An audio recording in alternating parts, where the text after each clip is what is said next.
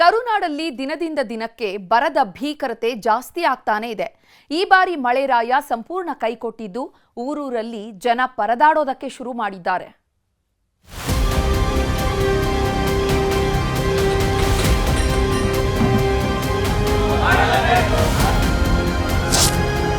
ಕಳೆದ ವರ್ಷ ಈ ಹೊತ್ತಿಗೆ ಇಡೀ ಕರುನಾಡೆ ನೆರೆ ನರಕದಲ್ಲಿ ಮುಳುಗಿ ಹೋಗಿತ್ತು. ಸಾಕಪ್ಪ ಸಾಕು ಈ ಮಳೆ ಸಹವಾಸ ಅಂತ ಜನ ಹಿಡಿಶಾಪ ಹಾಕ್ತಿದ್ದರು. ಆದ್ರೆ ಈ ಬಾರಿ ಶಾಪ ಹಾಕೋದಿರಲಿ, ಹನಿ ಮಳೆಯೂ ಆಗ್ತಿಲ್ಲ. ಎಲ್ಲಿ ನೋಡಿದ್ರೂ ಭೀಕರ ಬರ ಆವರಿಸಿದ್ದು ಊರೂರಲ್ಲೂ ಜನ ಪರದಾಡುತ್ತಿದ್ದಾರೆ.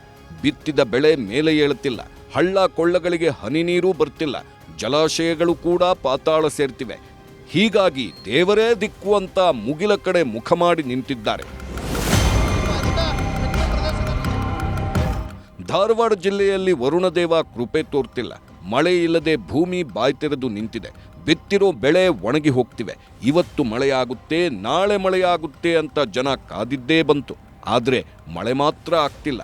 ಹೀಗಾಗಿ ನವಲಗುಂದ ತಾಲೂಕಿನ ಬ್ಯಾಲಾಳ ಗ್ರಾಮಸ್ಥರು ಮಳೆಗಾಗಿ ಸವದತ್ತಿ ಯಲ್ಲಮ್ಮ ದೇವಿಯ ಮೊರೆ ಹೋಗಿದ್ದಾರೆ. ಬರದ ಮುನ್ಸೂಚನೆ ಸಿಕ್ಕಾಗ ಸವದತ್ತಿ ಯಲ್ಲಮ್ಮ ದೇವಿಯ ಕಲ್ಯಾಣಿಗೆ ತೆರಳಿ ನೀರು ತಂದರೆ ಮಳೆಯಾಗುತ್ತೆ ಅನ್ನೋ ನಂಬಿಕೆ ಇದೆ. ಹೀಗಾಗಿ ಬ್ಯಾಲಾಳ ಗ್ರಾಮದ ಯುವಕರು ನೀರನ್ನು ತಂದು ಗ್ರಾಮದ ಎಲ್ಲಾ ದೇವರಿಗೆ ಅಭಿಷೇಕ ಮಾಡಿ ಮಳೆಗಾಗಿ ಪ್ರಾರ್ಥನೆ ಮಾಡಿದ್ದಾರೆ. ಎನ್ಗೊಂಡ ನೀರು ತಂದು ನಮ್ಮ ಊರ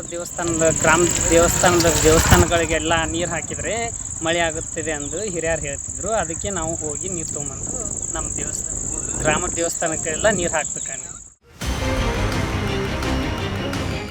ಕಲಬುರಗಿಯಲ್ಲೂ ಮುಂಗಾರು ಮಳೆ ಕೈಕೊಟ್ಟಿದೆ.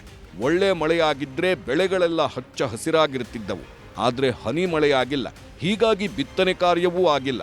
ಕಲಬುರಗಿಯ ಜೀವನಾಡಿಯಾಗಿರುವ ಭೀಮಾ ನದಿ ಬತ್ತಿ ಹೋಗ್ತಿದೆ. ಮಳೆ ಇಲ್ಲದೆ ನೀರಿಲ್ಲದೆ ರೈತರು ಅಕ್ಷರಶಃ ಕಂಗಾಲಾಗಿದ್ದಾರೆ. ದಿಕ್ಕು ಕಾಣದಂತಾದ ಅಫ್ಜಲ್ಪುರ ತಾಲೂಕಿನ ರೈತರು ವರುಣದೇವನ ಕೃಪೆಗಾಗಿ ಎಲ್ಲಾ ದೇವರಿಗೆ ಜಲಾಭಿಷೇಕ ಮಾಡಿದ್ದಾರೆ.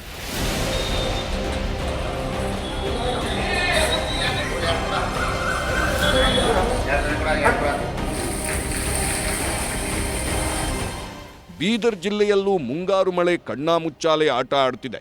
ಎಲ್ಲೆಲ್ಲೂ ಮಳೆ ಕೊರತೆಯಾಗಿದ್ದು ಬಿತ್ತನೆ ಮಾಡಿದ ಬೆಳೆ ಉಳಿಸಿಕೊಳ್ಳಲು ರೈತರು ಪರದಾಡುತ್ತಿದ್ದಾರೆ. ವಿಲಾಸಪುರ ಗ್ರಾಮದಲ್ಲಿ ಬಿತ್ತನೆ ಮಾಡಿದ್ದ ಸೋಯಾ ಬೆಳೆ ಒಣಗೋದಕ್ಕೆ ಶುರುವಾಗಿದೆ. ಮಳೆಗಾಲದಲ್ಲೂ ಬೋರ್ನಿಂದ ನೀರು ಹರಿಸೋ ಪರಿಸ್ಥಿತಿ ನಿರ್ಮಾಣವಾಗಿದೆ. ಬೀದರ್ ಜಿಲ್ಲೆಯ ರೈತರು ಮಳೆಯನ್ನ ನಂಬಿ ಬಿತ್ತನೆ ಮಾಡದಿರತಕ್ಕಂಥ ರೈತರು ಇವತ್ತು ಕಂಗಾಲಾಗಿರ್ತಕ್ಕಂಥದ್ದು, ಆರ್ಥಿಕ ಸಂಕಷ್ಟಕ್ಕೆ ಸಿಲುತಕ್ಕಂಥ ಪರಿಸ್ಥಿತಿಗೆ ಬಂದು ತಲುಪಿರ್ತಕ್ಕಂಥದ್ದು. ಈಗಾಗಲೇ ಮಳೆ ನಂಬಿ ಬಿತ್ತನೆ ಮಾಡಿದರೆ ಮೊಳಕೆ ಕೂಡ ಒಡೆದಿದೆ. ಮೊಳಕೆ ಒಡೆದು ಇವತ್ತು ಬೆಳೆದಿರ್ತಕ್ಕಂಥ ಬೆಳೆ ಇವತ್ತು ಒಣಗತಕ್ಕಂಥ ಭೀತಿ ರೈತರಲ್ಲಿ ಉಂಟಾಗಿರ್ತಕ್ಕಂಥದ್ದು. ದಾವಣಗೆರೆ ಜಿಲ್ಲೆಯಲ್ಲಿ ಕಳೆದ ವಾರ ಅಲ್ಪ ಸ್ವಲ್ಪ ಮಳೆಯಾಗಿತ್ತು. ಇದರಿಂದ ರೈತರು ಕೊಂಚ ನಿರಾಳರಾಗಿದ್ರು.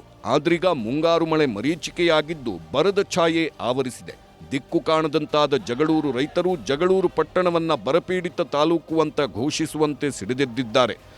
ಕರ್ನಾಟಕ ರಾಜ್ಯ ರೈತ ಸಂಘ ಹಾಗೂ ಹಸಿರು ಸೇನೆ ಸದಸ್ಯರು ಪ್ರತಿಭಟನೆ ನಡೆಸಿದ್ರು. 10% ಅಷ್ಟೇ ರೈತರು ಉಳಿಮೆ ಮಾಡಿದರೆ, ಆ ಉಳಿಮೆ ಮಾಡಿರೋಂಥ ರೈತರು ಇವತ್ತೇನು ಅವ್ರ ಹೊಲದಲ್ಲಿ ಗೊಬ್ಬರ ಇವತ್ತೇನು ಬೀಜ ಹುಟ್ಟಿರೋಂಥ ಮೆಕ್ಕೆಜೋಳ ಆಗಿರಲಿ, ಕೆಲವು ಬೆಳೆಗಳು ಒಣಗ್ತಾ ಇದಾವೆ. ಹಾಗಾಗಿ ಜಗಳೂರು ತಾಲೂಕನ್ನ ಇವಾಗ ಬರ ತಾಲೂಕನ್ನ ಈಗ ಘೋಷಣೆ ಮಾಡಬೇಕು. ಜುಲೈ ಆರಂಭದಲ್ಲೇ ಮಲೆನಾಡು ಭಾಗದಲ್ಲಿ ಅಬ್ಬರಿಸಿ ಬೊಬ್ಬಿರಿದಿದ್ದ ವರುಣ ಈಗ ತಣ್ಣಗಾಗಿದ್ದಾನೆ. ಮಲೆನಾಡಲ್ಲೂ ಮಳೆ ತಗ್ಗಿದ ಪರಿಣಾಮ ಹಾಸನದ ಗೊರೂರಿನಲ್ಲಿರುವ ಹೇಮಾವತಿ ಜಲಾಶಯದಲ್ಲಿ ನೀರಿನ ಮಟ್ಟ ಇಳಿಕೆಯಾಗಿದೆ.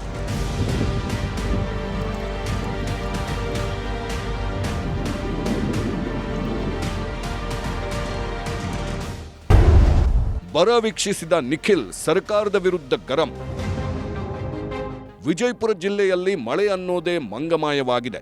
ಭರ್ಜರಿ ಮಳೆಯಾಗುತ್ತೆ ಅಂತ ರೈತರು ಖುಷಿಯಾಗಿದ್ರು. ಆದ್ರೆ ಈ ಬಾರಿ ಆಗ್ತಿರೋದೇ ಬೇರೆ.